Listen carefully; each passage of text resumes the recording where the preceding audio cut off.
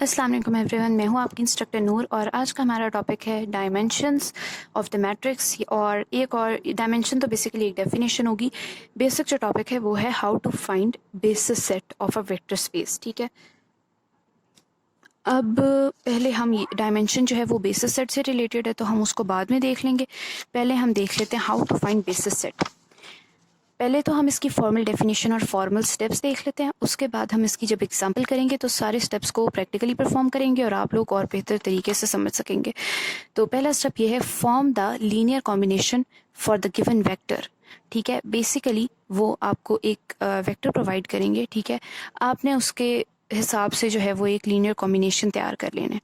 ठीक हो गया। अब आपने उसका क्या करना है कि ऑग्यूमेंटेड मैट्रिक्स बना लेना है। होमोजीनियस सिस्टम जो भी बनेगा उसके रिस्पेक्ट एक ऑग्यूमेंटेड मैट्रिक्स भी बनेगा जिसमें आप कोफिशिएंट एंट्रीज डालते हैं। ठीक है, आपने वो भी डाल ली।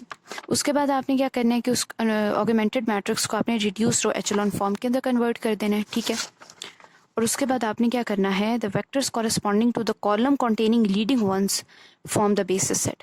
मतलब ये कि जिन कॉलम्स के अंदर लीडिंग वन पाया जाएगा उनको आपने अलहदा कर लेना है और उनको आपने कहना है कि ये जितने भी सेट्स हैं ये बेसिस सेट हैं, ये बेसिस सेट के एलिमेंट्स हैं बेसिकली वो सारे सेट्स। अब हम इसकी एक एग्जांपल कर लेते हैं। एग्जांपल से पहले डायमेंशंस का बता दूं। The dimension of non zero vector space V is number of vectors and bases set for V। के फॉर एग्जांपल अगर ये हमारे पास वेक्टर स्पेस होती है ना R3, इसकी डायमेंशन 3 है क्योंकि इसके बेसिस सेट में कितने एलिमेंट्स हैं या सेट्स हैं, 3 हैं। ठीक है, अब हम इसकी एग्जांपल करने लगे हैं।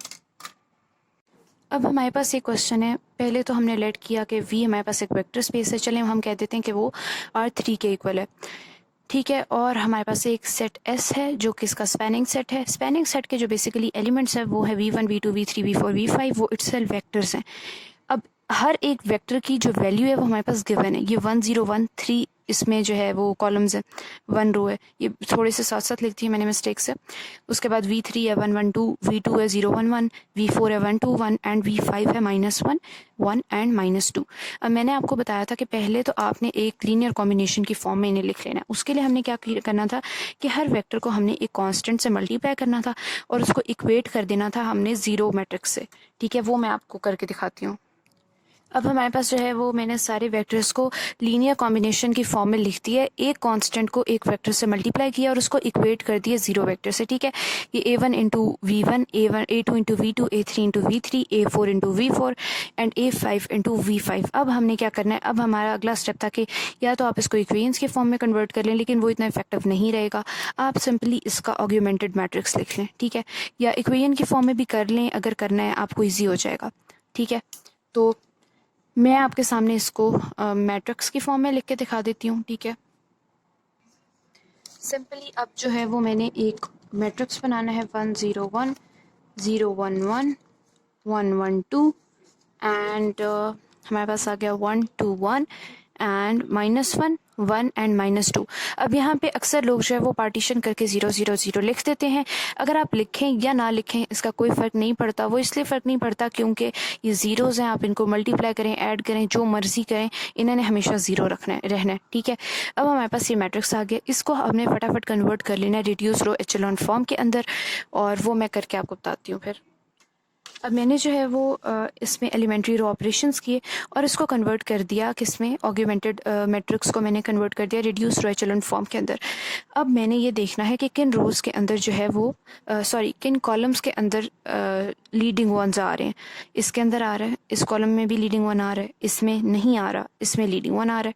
ठीक है, ये लीडिंग वन नहीं है क्योंकि इस रो का लीडिंग वन तो यहाँ पे और इस रो का लीडिंग वन यहाँ है। इसका मतलब कि बेसिस के अंदर हमारे पास ये हमारे पास बेसिस के अंदर 3 वेक्टर्स आ गए। ठीक है, जिनकी वैल्यू ये हैं 3। ठीक है, और अब हमारे पास जो है वो 3 वेक्टर्स आ गए जो कि बेसिस सेट में।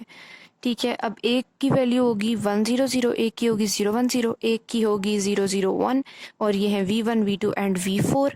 ठीक है, लीडिंग वंस इनमें आ रहे हैं, तो ये हैं बेसिस किसके लिए, इस रियल स्पेस के लिए, रियल वेक्टर स्पेस के लिए जो बेसिस सेट है उसमें 3 वेक्टर्स हैं जो कि ये है 1 0 0 0 1 0 एंड 0 0 1।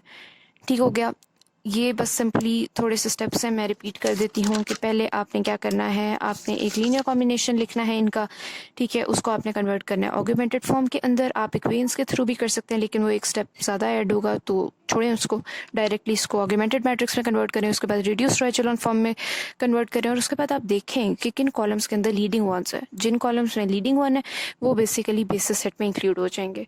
तो बस यहीं का तक था आज का टॉपिक। आई होप आप लोगों को अच्छा लगा होगा। अगर अच्छा लगा तो लाइक करें वीडियो को और मेरे चैनल को सब्सक्राइब करें। Thank you.